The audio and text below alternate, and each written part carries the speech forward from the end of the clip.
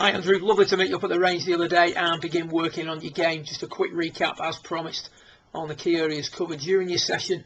Take a look at, first of all, top left, feet a little bit too square, handle a little bit too far back, and as a result we're tending to keep, as we see when we look down the line, the club on too straight a line early in the swing, and that left shoulder works a little bit too level, pushing the upper centre off the ball, so the upper axis not really stable enough, and that foot position also kinks that right knee in, which puts a little bit of strain on that right hip and glute area, which was what you were discussing having a few issues with. So the first thing we've suggested to change is to turn both feet out here, as you can see, approximately 15 degrees. That in turn gets both knees out more, which puts them in a much more appropriate position from which to turn, as does the hips.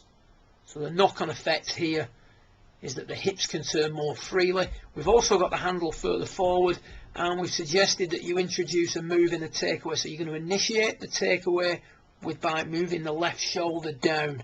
So the key thought here, or the key thoughts, were feet turned out, handle forward, left shoulder down, and you can see straight away that upper axis is much more stable. Club starts to trace an inward path much more again, as you'll see when we look down the line. So left shoulder down with the feet turned out and the handle forward, as opposed to what we're getting at the start of the session. Take a little look at that move from down the line. You can see on this one that the club gets above plane very early, shoulders turning on quite a level angle, whereas here, sorry about the beeping, someone's in a rush to get out the club. On this view we're going to see the left shoulder working down more, the club staying much more on hand plane, much more on an appropriate path. So the path of the hands has improved by moving the left shoulder down, and we're also starting to see now a little bit more tilt in those shoulders, which is going to help you maintain your inclination to the ground. We then look at how that progresses into the top of the backswing.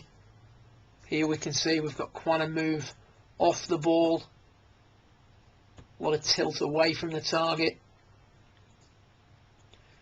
Here we're much more centred, much better extension at the top of the backswing, much easier to police the low point and the path of the club from that position. So stabilising the upper axis, getting the hips to work better also. You can see here that the left hip is a touch higher than the right hip, whereas here we've actually got the right hip a touch higher than the left. The location of the left knee has also improved. So these little changes that you've made have had a knock-on effect in other areas straight away. A little bit more time now looking at this from down the line. Hands getting a little bit above plane too early, as does the club, and then we try and drop it on the inside. You can see the club gets too far behind us here at P6. What we've done here is we've got the left shoulder tilting down more, that's got the hands working in more. The extra pitch on the shoulders has got us a little bit more upright at the top, and now the hands are going to work down elbow plane much better, resulting in a club that gets less under plane at P6. That's a better position.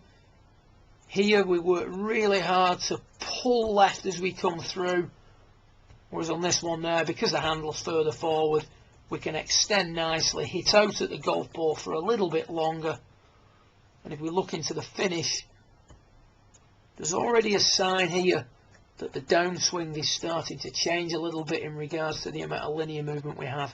The left heel is not flipping up quite as much. It's a little bit more banked in, like you see with Charlie Weed. So a little bit more extension in there already, a little bit more tucking of the butt on the way through. This one here that we're looking at is after spending some time hitting some pulls, so we're trying to shift the plane line to the left a little bit at P6, which we've done. And what we talked about is for you to improve this further, we have to improve the rate at which accumulator 2 unload. You can see here that we throw that shaft out a little bit too early, and whenever a player does that, even with all the other good work you're doing, you get a little bit behind your hands with the club head at P6. You can see here with Charlie Wee, accumulator 2, which is basically the wrist hinge, has lowered to 90 degrees on the way back. It's going to then increase from P4 to P5, so you can see there more loading of the second accumulator from P4 to P5. So there's almost like a down lagging effect going on there with Charlie Wee in the early part of his downswing. So he's increasing the hinge in the wrists from the top of the backswing to midway down. That in turn would prevent the club getting too far behind you at this position. Having said that, that's a much more manageable position than what we're arriving in at the start of your session. So some good changes there. Great to hear some feedback that your ball striking has maintained its consistency and you were happy with your results. Can't wait to meet up with you again and do some further work on your swing. Well done.